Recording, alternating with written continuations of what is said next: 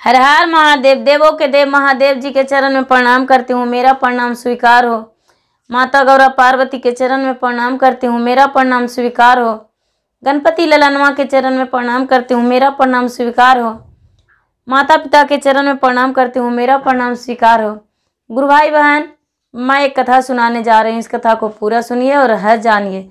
आधी नहीं, आधी सुनने में शिव गुरु का अपमानित होती है, पूरा सुनने में ज्ञान होती है, इसलिए कथा को पूरा सुनिए और हर जानिए। हर हर महादेव, घर घर महादेव। गुरु भाई बहन, एक राजा थे, एक रानी थी। राजा साहब को 4 पुत्र थे। राजा साहब को 4 पुत्र थे और पुत्री नहीं थी। राजा साहब अपने राजपाट को बहुत अच्छे से चलाते थे और अपने प्रजा से बहुत प्यार करते थे और प्रजावासियों को बहुत ध्यान रखते थे। राजा साहब पूजा पाठ में बहुत ध्यान करते थे और बहुत अच्छा से पूजा पाठ करते थे और पूजा पाठ के लिए अपने सारे प्रजा को भी कहते थे कि आप लोग पूजा कीजिए, और मंदिर भी बनवाते थे, धर्मशाला बनवा रखे थे, तालाब खतवा के रखे थे अपने प्रजा के लिए। बिल्कुल अपना तरफ से अच्छे से चाहते थे कि मेरा प्रजा जिए और रहे और खाए। तो राजा साहब चारों बेटा के एक दिन घर में बुलाए, चारों को पढ़ाई करवा रहे थे। चारों को बुलाए और बोले कि बोलो बेटा, राजपाट कैसे चलाओगे, राज कैसे चलाओगे। बड़ा बेटा बोला, पिताजी जैसे राज आप चला रहे हैं उसी प्रकार हम भी चलाएंगे राज। राजा साहब मंझला को बुलाएं।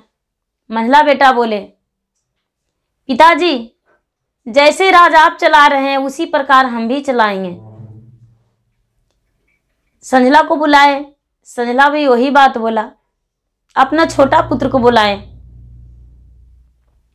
जब छोटा पुत्र को बुलाए तो छोटा पुत्र बोला, पिताजी हम आपसे अलग करेंगे, आप जैसा राजपाट नहीं चलाएंगे, हम अलग करके दिखाएंगे। राजा साहब बोले कि ये तो बहुत खुशी की बात है कि तू अलग करके दिखाएगा। बोले कि पिताजी जो आप किए हैं उस पर हम कभी नहीं रहेंगे, बिल्कुल अलग करेंगे, सारा चीज बदल देंगे।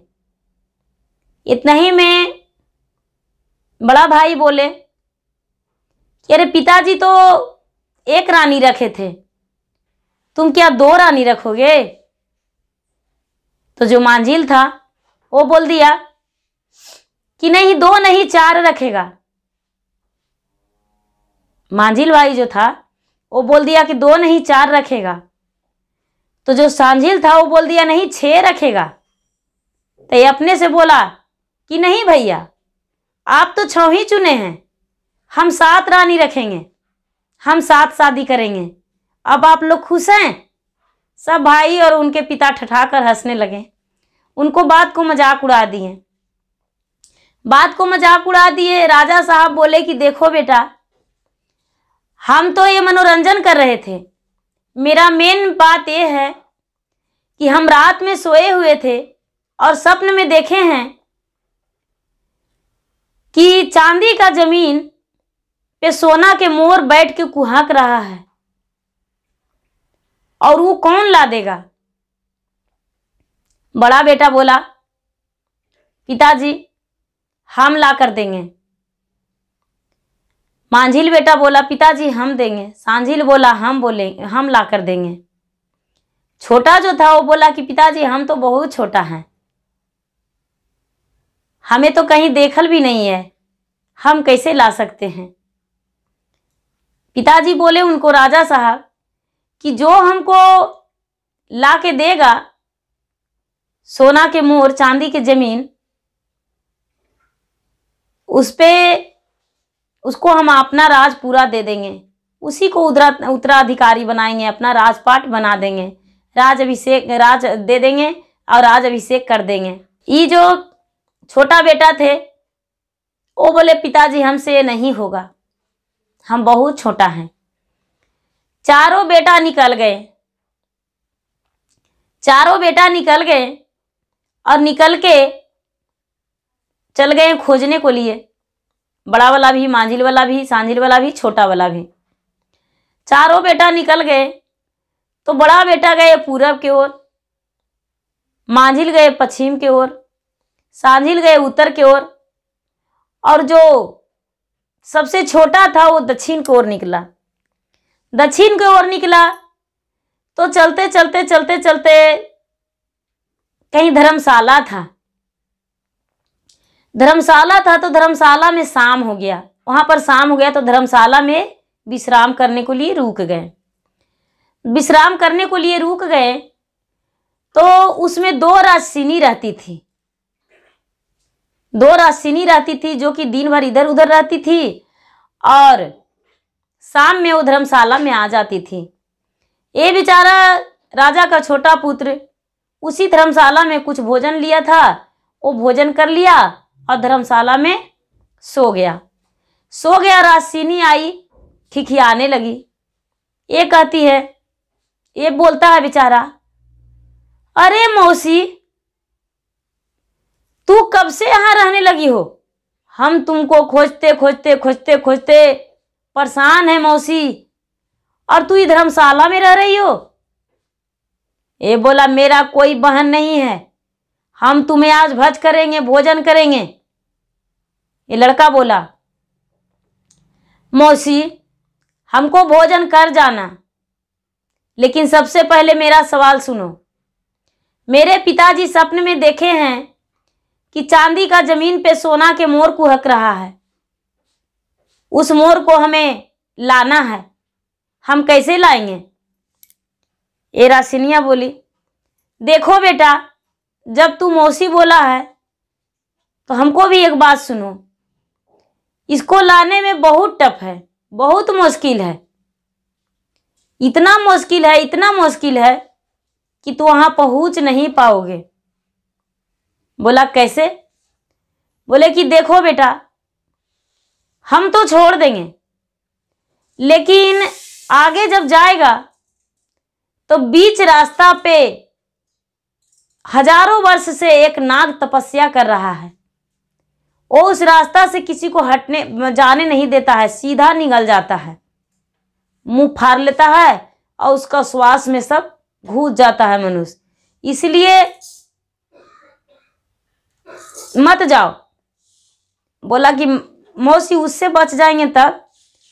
बोला कि देखो, उससे बच जाएगा तो गंगा का जो लहरा है नदी, वो नदी में रात दिन 24 घंटा इतना धारा बहता, इतना धारा उमड़ उमड़ के कि तू दह जाएगा। ये लड़का बोला, मौसी उससे भी बच जाएंगे तब? बोला कि देखो पुत्र, उससे भी बच जाएगा तो आगे जाएगा तो एक बहुत बड़ा कुआं है। कुआं है, उसी कुआं में परी लोग रहती है। कुआं के में वही परी लोग रहती है। वहां जाओगे तो बाल्टी से पानी भरना और नीचे मत देखना। बोला कि अच्छा ठीक है, लेकिन एक शर्त है बेटा, आना तो मेरा बेटी है, उससे शादी करना होगा तुम्हें। ये लड़का बोला, ठीक है, हम लौटेंगे तो शादी कर लेंगे। इतना ही ना? तो हाँ। वहां से चला ये लड़का, राजकुमार, राजा का छोटा पुत्र, वहां से चला तो चलते चलते चलते चलते ये जो नाग नागिन तपस्या कर रहा था बीच रास्ते पे, वहां पर जाके ये लड़का हाथ जोड़ के थोड़ी दूर में एक पैर पे खड़ा हो गया। खड़ा हो गया तो नागिन का भी नजर पड़ गया और नाग को भी नजर पड़ गया। एक पैर पे खड़ा था। नाग कह रहा है नागिन से कि सुनो नागिन, एक मुसाफिर है, इस रास्ते से तो हम किसी को पार नहीं होने दिए हैं, लेकिन यदि ये मुसाफिर इतना तपस्या में है तो जरूर इसका पर कोई मुश्किल है। इसको निगलना नहीं है, भच नहीं करना है, इसको कुछ नहीं करना है, इसको पार होने दीजिए, हम लोग रास्ते से हट जाइए। ये लड़का पार हो जाएगा।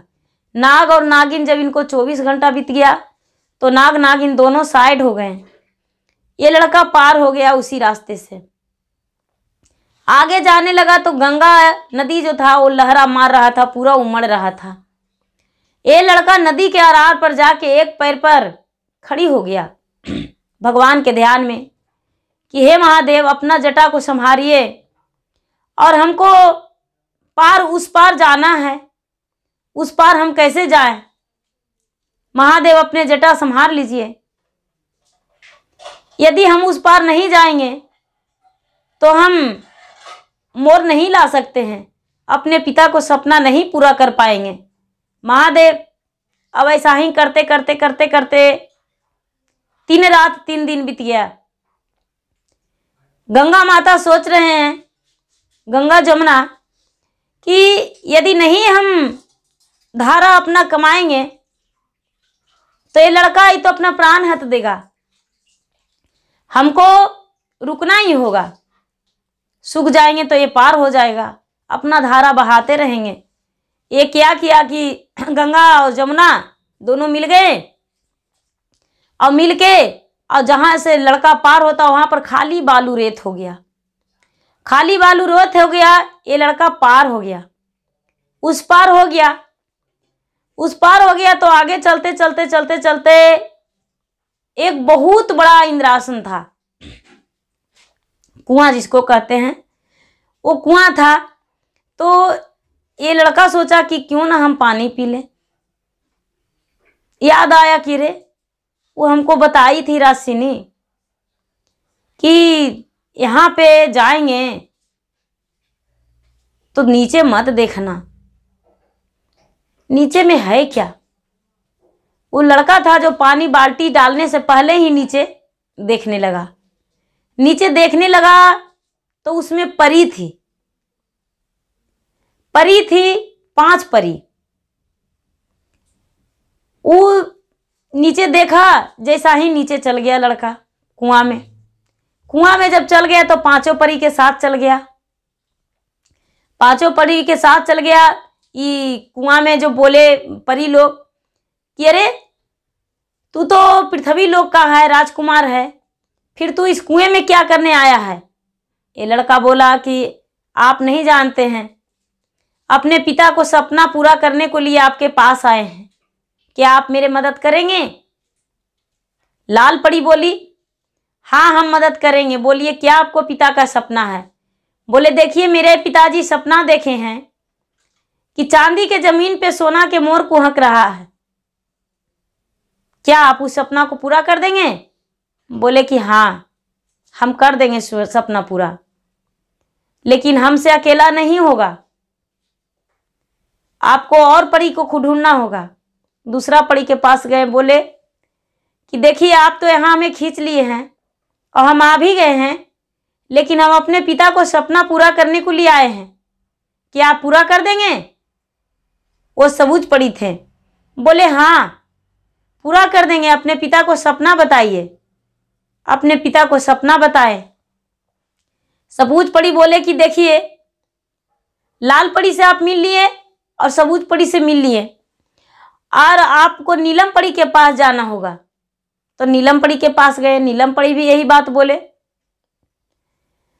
तो लाल परी, सबूज परी, नीलम परी और सफेद परी, सफेद परी के पास भी गए तो वो भी बात बोले। सारी लोग मिल गए, इन लोग चारों। तब गए जिसके पास चांदी का जमीन और सोना के मोर था, जिस परी के पास, उस परी के पास गए। जाकर बोले कि बहन, ये जो राजकुमार है वो राजकुमार चांदी के जमीन और सोना के मोर खोजने आए हैं। बोले कि हाँ हम तो पूरा कर देंगे इस सपना को, लेकिन मुझे ले जाएगा कौन? लड़का बोला हम ले जाएंगे।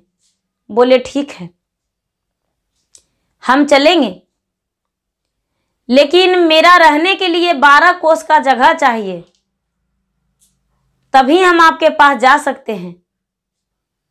दिन हम अकेला रह जाएंगे, लेकिन रात अकेला नहीं रहेंगे। बोले रात में आप अकेला क्यों नहीं रह सकते हैं? ये रानी, ये जो परी थी, वो बोली कि देखिए हम जब बाल खोलेंगे तब 12 कोस का बाजार लग जाएगा। अब 12 कोस के बाजार के बीच में चांदी का जमीन और सोना का मोर बैठ जाएगा, तभी हम चल सकते हैं, नहीं तो नहीं जाएंगे। बोले कि ठीक है, आप चलिए, आपको हम देंगे, है उतना। गए, वो पांचों परी को लेकर वहां से चल दिए। पांचों परी को लेकर चल दिए तो चलते चलते चलते चलते फिर गंगा के तट पर आए। गंगा के तट पर आए तो पूरा लहरा मार रहा था। वहां पर फिर इस लड़का ने एक पैर पर खड़ी हो गया। गंगा जमुना देखे कि अरे ये तो वही लड़का है। गंगा जमुना सूख गया। गंगा जमुना सूख गया तो ये लड़का पार हो गया, पांचों परी भी पार हो गई। ये जो नागिन थी तो नागिन करवट फेर ली कि जाओ पार हो जाओ, लेकिन नाग का नजर पड़ गया कि अरे वही बालक है। ये कहने लगा,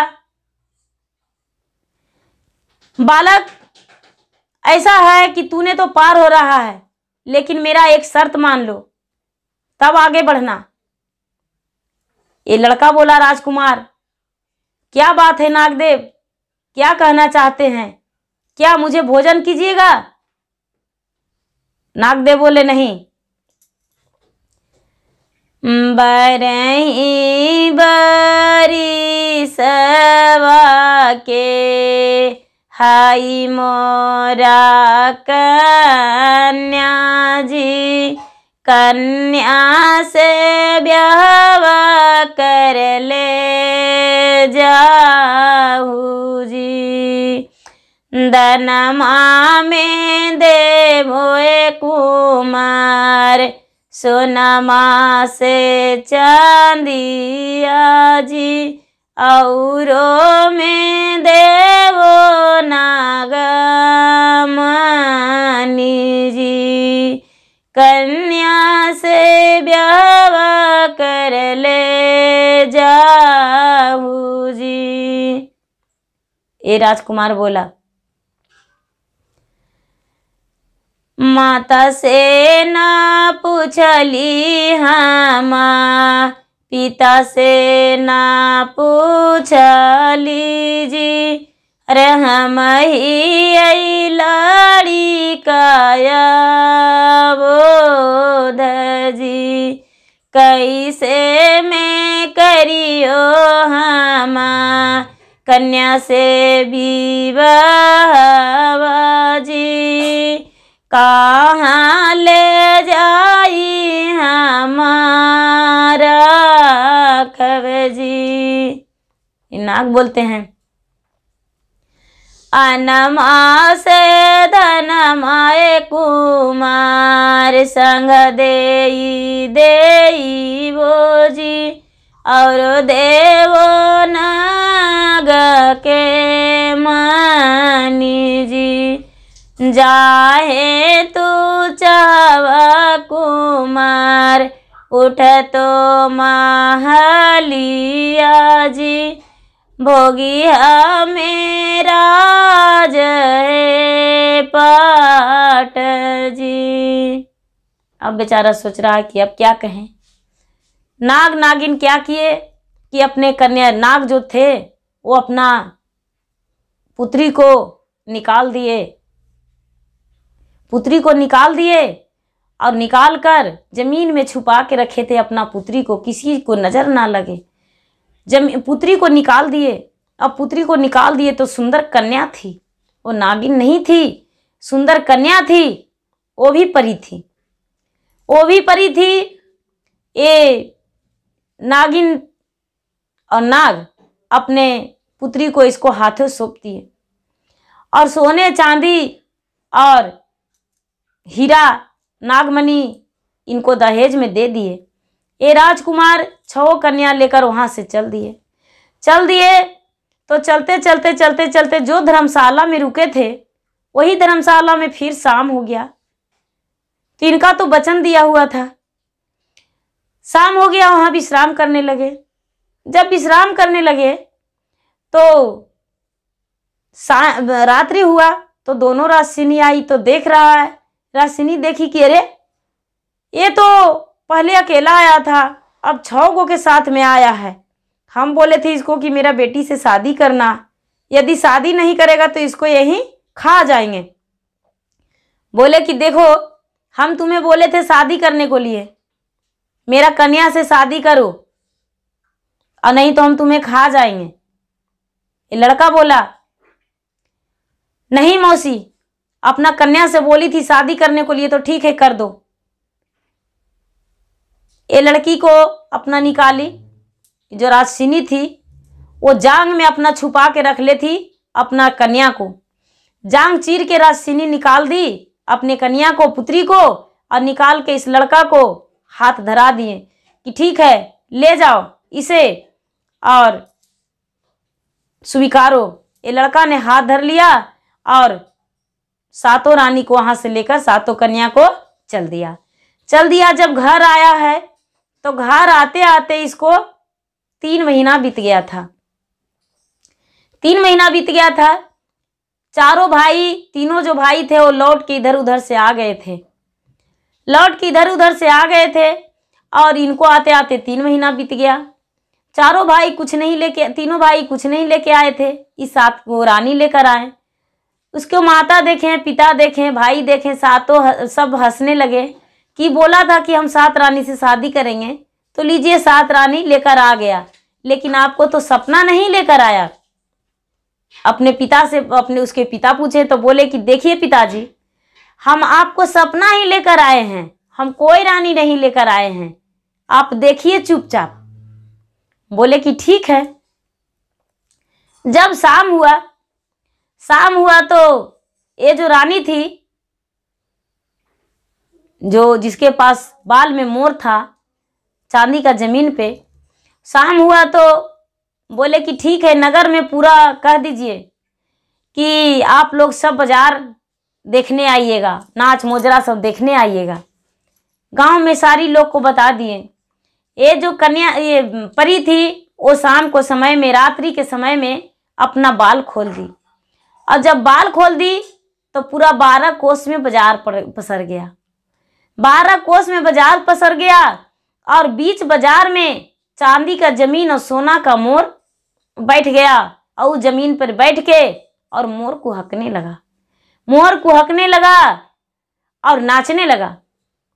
राजा साहब को उसके पुत्र बोले पिताजी देख लीजिए, चांदी का जमीन सोना का मोर हम लेकर आए हैं। जब उसके पिता देखें, सारी लोग देखें तो बहुत खुशी मिला।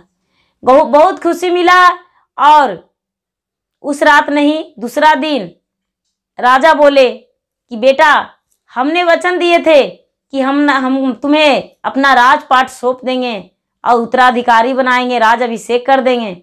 लड़का बोला पिताजी नहीं, हम अपने बड़े भाई को होते हुए हम अपना राज नहीं ले सकते हैं, इसलिए मुझे राज अभिषेक नहीं चाहिए। मेरे भैया को मेरा राज आप मुझे दे रहे हैं, मेरे भैया को दे दीजिए, हम नहीं चाहते हैं। और आप बस इतना ही कीजिए कि थोड़ी सी जमीन दे दीजिए और हमें 7 कन्या से शादी कर दीजिए, मेरा 7 पटरानी बन के रहेगी, महारानी बन के रहेगी। राजा साहब बोले कि ठीक है, बहुत अच्छा की बात है। पूरा नगर में बताए कि मेरा पुत्र का शादी है, पूरा ढोले बाजे गाजे करके और साथ में सजाए और सजाकर मड़वा छावन जो भी विधि व्यवहार होता है, सारी विधि व्यवहार रस्म के साथ ये 7 लड़की से, 7 जो कन्या थी राजकुमारी परी, 7 से शादी अपना कर दिए राजा साहब। और 7 इनका छोटी बहू बन गई राजा साहब के, 7 रानी रहने लगी।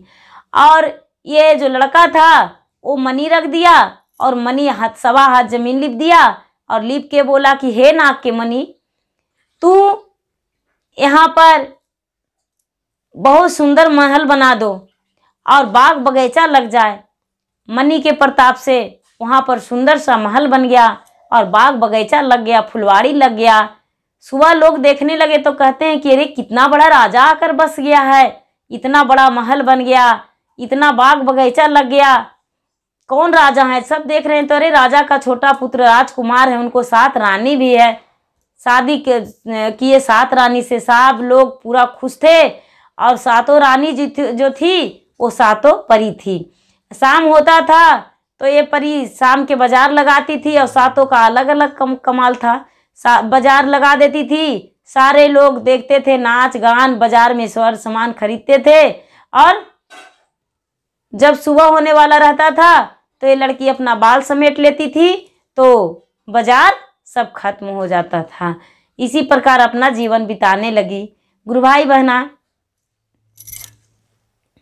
मेरा वीडियो अच्छा लगे तो इसे लाइक कीजिए, शेयर कीजिए, सब्सक्राइब कीजिए। धन्यवाद। हर हर महादेव, घर घर महादेव।